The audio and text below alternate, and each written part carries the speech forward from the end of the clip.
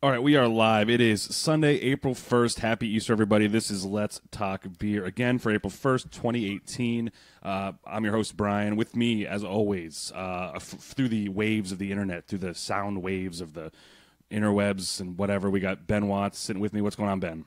What's going on, guys? Happy Easter.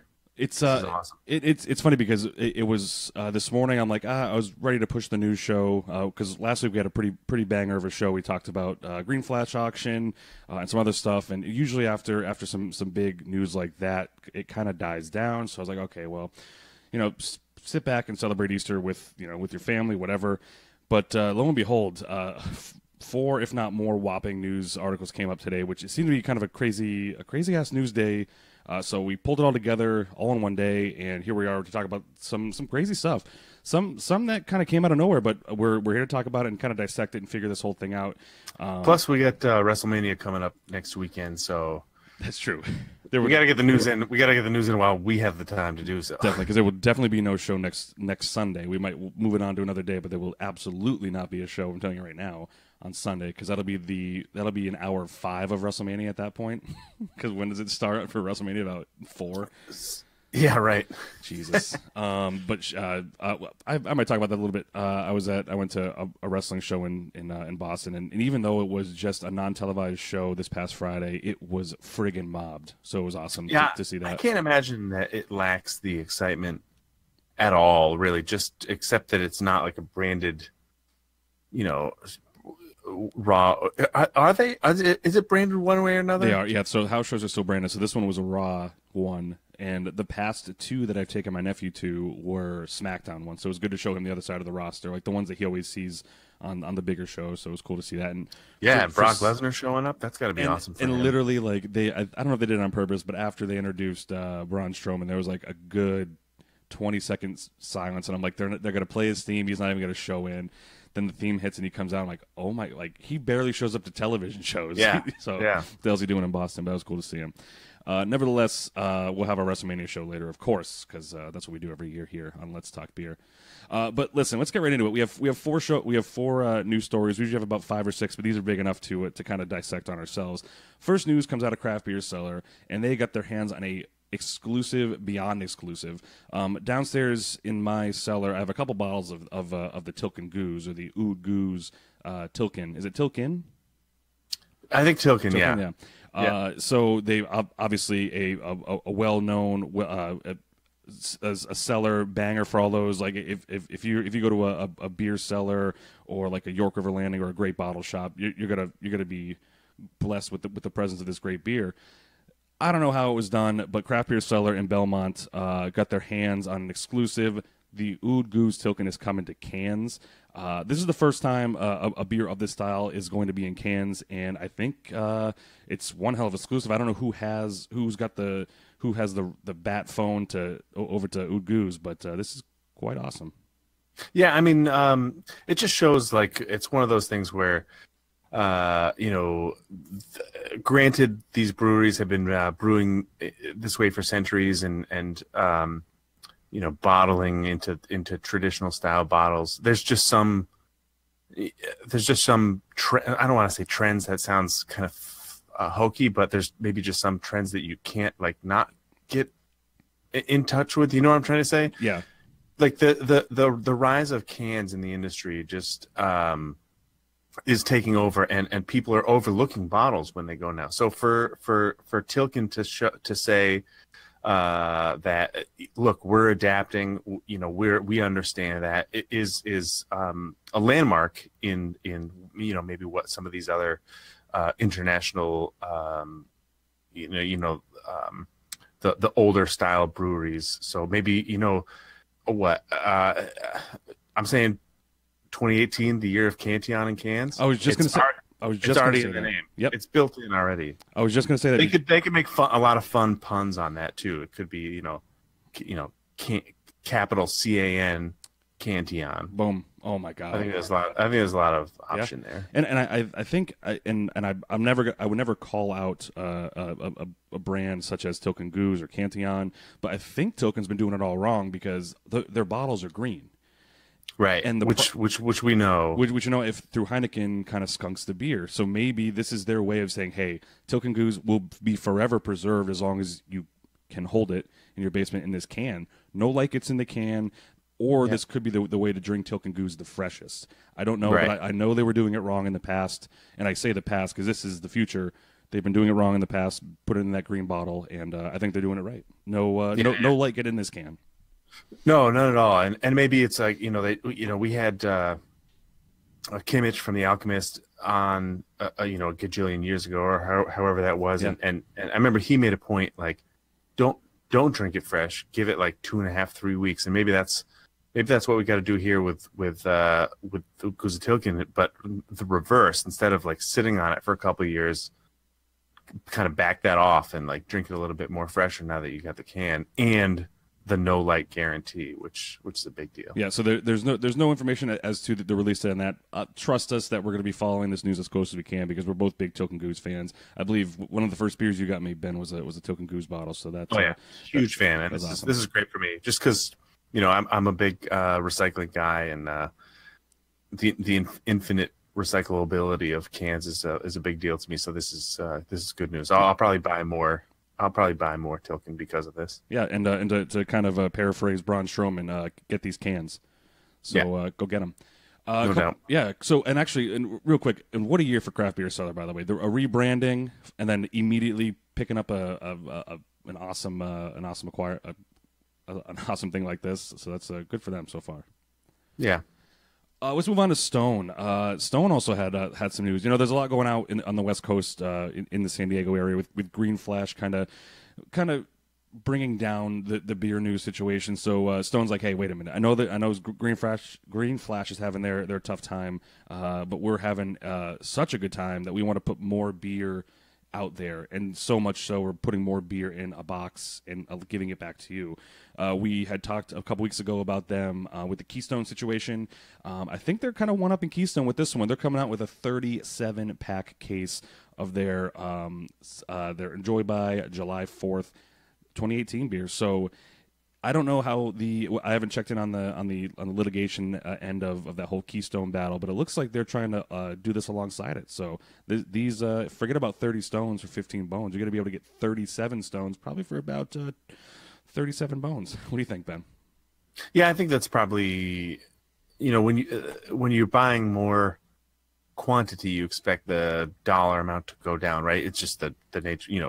A 6-pack isn't as much. A 12-pack isn't as much as 2 6-packs. So yeah, you're probably right online. Maybe this is kind of like where they needed to go to get like that with the whole controversy of the 30 stones for 30 bones. Maybe the 37-pack was the right blend of how many cans you would need to buy at one time to equal the dollar price. Does that make sense? Yeah. Do you know what I'm trying to totally, say? Yeah. So the 36 cans would be too few, and 38 would be too much, but 37 is just that kind of that sweet spot where they can still make their money, but still be able to charge $1 per can because you're buying it in a little more bulk. And obviously it ties right in with the lawsuit that we spoke about a couple weeks ago. Yeah. Yeah. Not only are they I hate to use the pun, 7-upping by adding 7 more beers to a 30-pack, but they're also they're doing this with 9.4% IPA.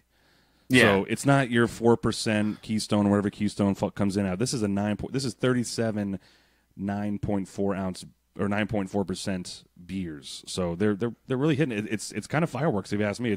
It's for July 4th. What better way to kind of go off with a bang than a box of these babies? The only thing is that I feel like that release date, yeah, maybe good for the holiday and stuff, but like this kind of thing is really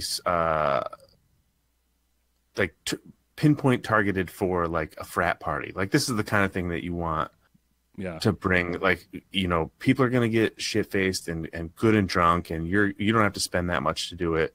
So I if it were me, I maybe would have held off and released it a little closer to the start of the semester in the fall. But I'm not a marketing guy. I don't know. And I don't think I would have gone with this packaging they have because it might be weird for shelf space. Obviously, 37 beers, tough to fit in a compact enough package to sell or to put on the shelves. But who knows where they're going to be selling this, because it's kind of a I don't know, it's whatever 6-sided shape is. I don't know what you would call that. But it's a big box. It's not square, so it'll be tough to fit on some shelves. They might have to do some kind of like some weird like Hannaford Shaw's displays with some fireworks going off around it or something. Yeah, I can see that. I mean, it's still geometric. It's just not a square, so they'll be able to figure something out. Maybe they'll just get, like you said, like a center display or like an end cap or that kind of thing. Yeah, they always do. And if Keystone is watching and is smart, they'll be coming out with a 40-pack of Keystone Light by Labor Day. So we'll see what happens there. Yeah. This is the second. This is almost the biggest news of the week, or even of the day. All 4 of these are from the day, but this is almost up there with the craziest. Ben and I have talked about Novare Res. We're fans. We've been. It's very much a beer geek destination place. I know a friend of the show, Carla, the beer babe, has a chalice there, I believe, as does her husband, and a bunch of other listeners do. They announced in kind of a shocker that they were bought by Applebee's. Applebee's known not so much known for the craft beer game, but obviously with their pulse on the culinary worlds, great food, affordable prices. Now we're kind of dipping their toe in the craft beer game by going after one of the biggest, and this could be good for all of the franchises. I think maybe I don't know how the distribution will work or how the relationship's going to work here. Is it going to bring better beer to Applebee's? Is it going to bring better food to Novare Res? What do you think here, Ben? I was just looking up to see how much of a presence Applebee's has in New England, but not able to find it just that quick. I'm just wondering if this is a play. Applebee's rather has, like any reputable chain, probably had their eye on a couple, trying to get into the craft beer market as strongly as possible. And I haven't heard anything about Applebee's grabbing any other like kind of smaller beer cafes or anything like that. But maybe that just hasn't been in the news because this one's a little bit more local, keeping it out of the news. But maybe this is a test where they're just kind of dip their toes in the water. They're going to acquire Novare, do their sort of spin on it, and see how that goes to determine whether they want to go after, like an Ebenezer's or like a 3-penny tap room in the future to try and, capitalize on this this kind of market. Maybe I don't know if they're going to fully like switch Novare Res over to a full Applebee's situation, or if it's going to be a combination of the both. Maybe you'll still be able to get like a good Bloomin' Onion next to like a chalice of Oxbow or something like that. They don't really give a whole lot of information in here, but it certainly will be interesting to see what Applebee's brings to the table here. Yeah, and I mean certainly Novare Res wasn't hurting. They weren't for sale to our knowledge, so this was probably made of sound mind of the owners there. So they were looking for other opportunities, and maybe this will allow for more. Maybe just separately, Novare Res is in a town near you, or kind of this as they're talking about franchises. So combo Applebee's, Novare Res.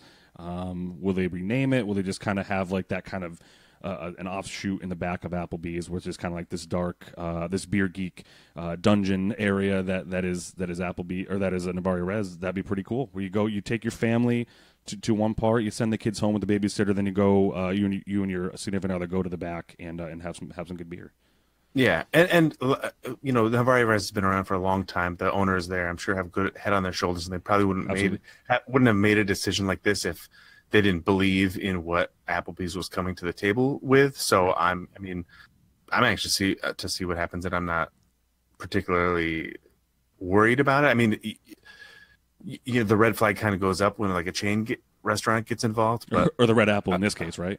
Yeah, right, exactly. But where Novare has been sort of a staple for the craft beer scene in New England, I feel like I have good hopes going into seeing where this what direction this goes in. Yes, and obviously or what direction this goes us in. Yeah, that's not. Yeah, I will. No, I will. I think this is an interesting move because a lot of these pubs like Buffalo Wild Wings, I say pubs, a lot of these restaurants like Buffalo Wild Wings have a beer that's made for them. I know I believe the Manchester Buffalo Wild Wings has a a lager that's specifically brewed by Oddball in New Hampshire for them. But in this case, Applebee's said, forget about making a beer for Applebee's. Maybe we'll get down the road once this gets it's going here. Let's just get a brew pub or a beer bar in our restaurants, which could be good for everybody. Yeah, let the money flow. So we'll keep an eye on this. There's an email on the website to if you want to interested in. There's not much information out there, but if you want to become part of the one of the first franchisees of a Applebee's Novare Reds, you can email $1 Long Island iced tea at applebees.com, and obviously give a follow to Novare Res Beer CF on Twitter for more info. Man, that's huge. That sounds like a great deal too. $1 for a Long Island iced tea. Totally, yeah. So maybe they'll start offering them to Chalice members, or maybe there'll be Chalice member discounts or something. We'll get into that when we know more. Topping off the day's news, Boulevard. I was there with my lady last January. Love the brewery. Brewery's awesome. They're always continuing to come out with new beers. Beers specific to the brew house there, beers made for the Kansas City Royals. And obviously Kansas City is known for their barbecue. And get this, they're coming out with a beer for the barbecue fan that will pair almost exclusively with barbecue. We're talking about Turnt Ends Kansas City Brown Ale.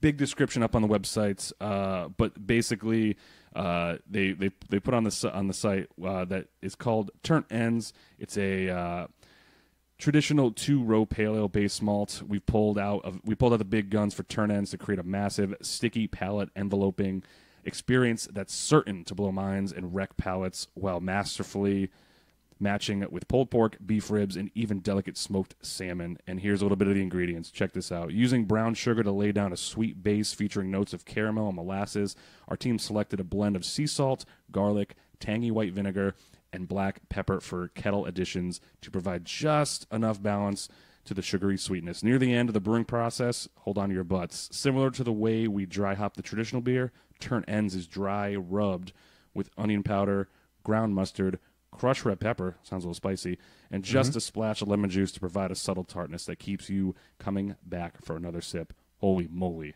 I'm in for it. Yeah, and it has they call it a brown ale, but it's like almost like a dark amber. You know what I'm saying?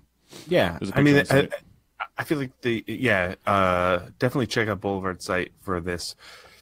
It's good because you need to see the picture of it, but I feel like that the idea of a brown ale kind of blending with this barbecue, almost like Bloody Mary idea, just works so well. And you know, I'm a Boulevard fanboy. They could probably fart in a bag and bottle it, and I'd probably buy it. But this just sounds like it's unique. Certainly, we got garlic, brown sugar, tomatoes. But who knows barbecue better than Kansas City? I mean, that's a point that we could argue for a while, but certainly up there among the tops. And it seems easy drinkable. It's coming in at 0% ABV. It's got 15 dry rub units, and it's the color is pretty astonishing. 89 BBQ, which hasn't been seen in a beer that I've had. I don't know if your experience with that is similar or. No, I haven't, but I was going to say I don't think that we touched on this on last week's podcast with the addition of the style guidelines. Yeah. But that the Brewers Association was now considering dry rub units for not all categories, but for certain specific categories. Obviously, the brown ale being one of them. I think like dark ale. What was there was another one that I feel like that the dry rub could have been. I think it was they were piloting it with Rausch beers as well. Right. Obviously, like smoking a ham beers like that could offer it up if they want to kind of ditch the IBU and go for the DRU. That's up to them. It's up to them. Yeah. But they have to obviously pick which category they're going for. They can't win both because they don't work well, these two. Yeah. I mean, I just love the pairings. They put the pairings on here, and all of this just makes me like anxious to try this beer. Smoked turkey, pit beans, fire kissed wings. Like that sounds like a beer. That beer It's just, I just can't wait to get my hands on that. I mean, and no offense to, I mean, speaking of, I mean, obviously with 50, this is going to be a heck of a segue, but obviously with 15 DRU, that means there's no IBU, right? There's no, you're not going to get any hobby bitterness out of this. Right. It's going to be a sweeter beer. It's going to be sweeter beer. I'm actually drinking a 0 IBU beer right now, which is interesting. The Jane Doe number 12 by Amherst Brewing Company. Boom. Coming at you right there. Oh, nice. And I don't know how they do it as well. What? I said I am as well. You are drinking the same one? No, I'm drinking a 0 IBU, a 0 IBU beverage. And I don't want to get, it's something that we've kind of talked about on the back end, but maybe it's just a segue into it. But just finishing a glass of the Nia Pinot Noir here. Delicious red, nice,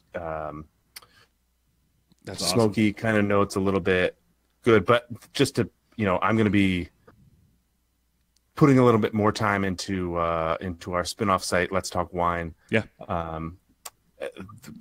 Not a formal announcement, but just kind of like a heads up as to where you're going to find a little bit more of my time spent. And Jeff moving forward here. Yeah, Jeff isn't here because he's our database manager and website designer, so he's actually off doing that. And I said, listen, I know this is huge. This is probably the biggest news we'll talk about for a while. I mean, we've had big news like Smutty Nose and Green Flash, but this is a huge day for news. But this Let's Talk Wine thing, which I'm glad you brought up, is gonna be kind of our sister to the brother beer. So we're try some stuff out. It's not, and it's a no pun intended, but it's an untapped marketplace. There's not a lot of chatter in the wine world nowadays, which is kind of unfortunate. It was exciting back in the 80s, and it's kind of dropped off. And Brian, you came to me and said, what would you think about kind of spearheading this sort of side project? And I said, yeah, I've had a glass of wine or two in my day, so I'll see kind of what this whole thing is about. I like grapes. I like grape jelly. Let's see what the wine does. Yeah, and wine could be the new beer. Like this may very well be the last episode of Let's Talk Beer, because we might find within the next 7 days, even at WrestleMania, I mean, we could be crushing beers. Or should we just be sitting down with a nice cab, a nice port, even like just a solid wine to go with the slobber knocker that is WrestleMania. And do yourself a favor, tune into the Instagram this week. I'm going to be posting best wines to pair with WrestleMania. Oh, good. Something I've been working on for a couple weeks here. Yes, we have a match breakdown. That'll be good. Yeah. But yeah, so that's the news for today. And it's weird saying today because it's all these were today, but it's pretty much of the week because there wasn't much going on this week. Beer releases here, beer releases there. We're getting to the end of the first quarter here of Q1 of 2018, and breweries just trying to figure out their situations and where they stand.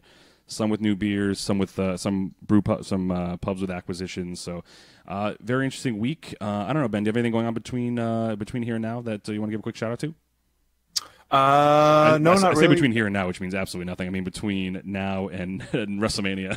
Yeah, no, I just have I have a bunch of these recipes that I gotta get cooking this week, and writing the blog, proofreading the blog, sending that out to be approved by obviously the Let's Talk Beer corporate. But outside of that, no. I got nothing either. I again, shout out to Amherst Brewing Company.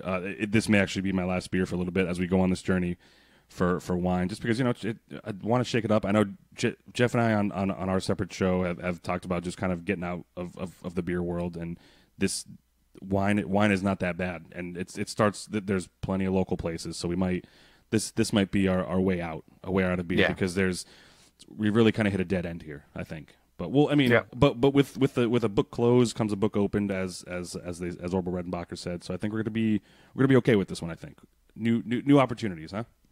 I think it'll be fun. Yeah. So until then, Ben, cheers, and thanks. Cheers. And for everybody else that's listening, tell a friend. Let's Talk Beer is the website. Let's Talk Beer, obviously the name of the podcast. We do appreciate the feedback we've been getting, and obviously keep the suggestions rolling in, and let us know what you think, and keep on listening. And Ben, I will talk to you soon. Cheers, bub. Cheers, bub. See ya.